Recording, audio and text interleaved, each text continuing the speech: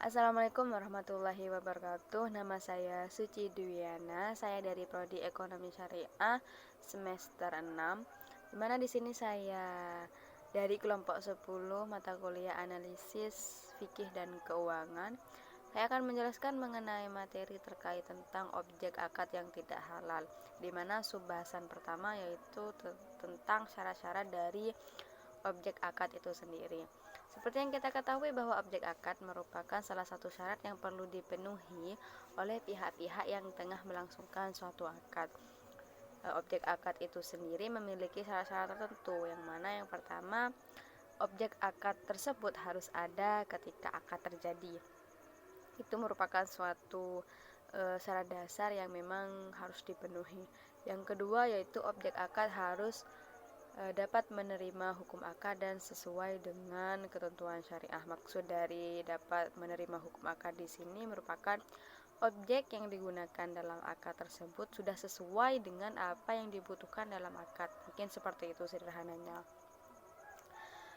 Yang ketiga yaitu objek akad harus dapat diketahui dan dapat diketahui oleh kedua belah pihak. Maksud dari diketahui di sini merupakan bukan hanya berfokus pada wujudnya, namun juga informasi-informasi yang tidak bisa didapatkan secara visualnya saja, seperti terkait tentang pembuatan, keadaan internal dan juga perawatannya yang seperti apa. Gitu.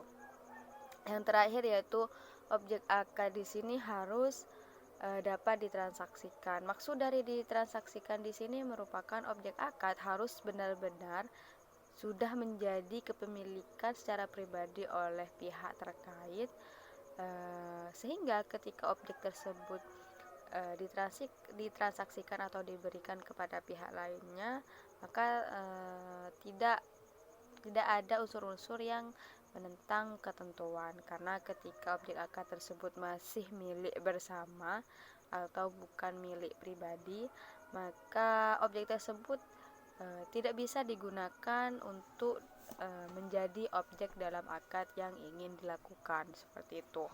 Kemudian subbahasan kedua yaitu terkait objek akad berupa barang haram yang berdasarkan zatnya atau haram lizatihi.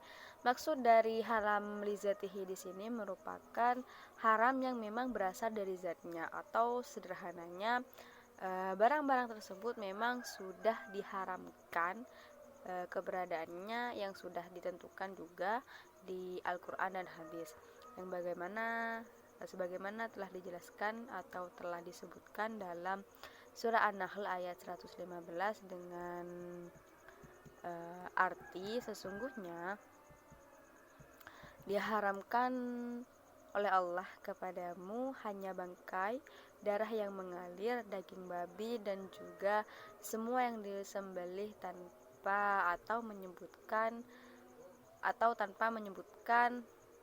nama Allah Subhanahu wa taala, yang pada dasarnya barang tersebut sudah dilarang, seperti itu. Yang kedua yaitu barang akad berupa pendapatan non halal atau haram li ghairihi. Haram li ghairihi di sini merupakan suatu keadaan di mana objek akad tersebut merupakan menjadi haram ketika didapatkan oleh cara-cara yang mengandung unsur haram, seperti barang yang didapatkan oleh hasil mencuri, hasil memonopoli atau ihtikar, atau barangnya tidak jelas, dan juga unsur-unsur lain atau cara-cara lain yang digunakan yang memang cara tersebut tidak bisa atau sudah dilarang dalam syariat Islam. Kemudian subbahasan terakhir yaitu barang haram ketika dilihat dari perspektif Islam. Haram itu sendiri merupakan salah satu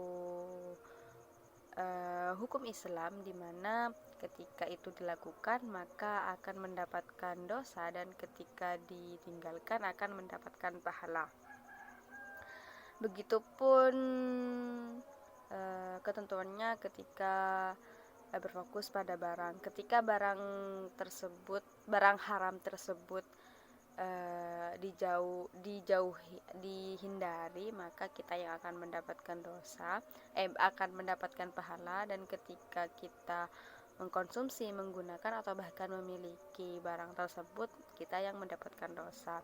Seperti halnya yang telah dijelaskan sebelumnya, bahwa haram di sini kan ada dua, ada haram li zatihi yang memang benar-benar dari zatnya, berarti barang haram tersebut memang haram karena barangnya yang haram gitu. Terus juga ada yang kedua, ada haram li ghairihi, yang artinya barang haram tersebut menjadi haram karena mengandung unsur-unsur haram meskipun barangnya bukan barang yang pada dasarnya haram, seperti itu. Saya rasa cukup sampai di sini saja. Jika ada kesalahan, saya mohon maaf. Harapan saya semoga teman-teman sekalian dapat memahami apa yang saya jelaskan, dan penjelasan saya juga dapat memberikan atau menambah wawasan bagi teman-teman sekalian. Selebihnya saya mohon maaf. Terima kasih atas perhatiannya. Wassalamualaikum warahmatullahi wabarakatuh.